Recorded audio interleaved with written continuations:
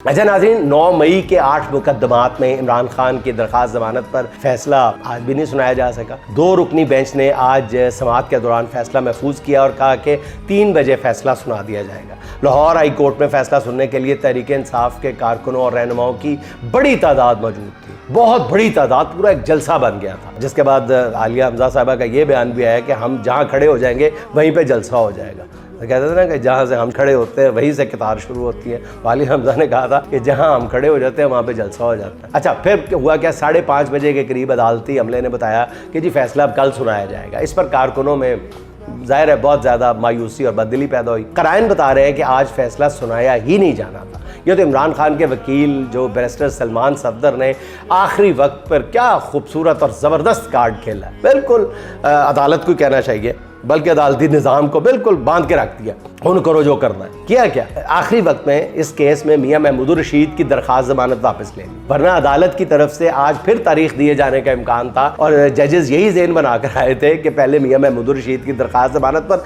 दोनों तरफ के दलाइल सुनेंगे, जिस पर मजीद 1 महीना 2 महीने लग जाएंगे।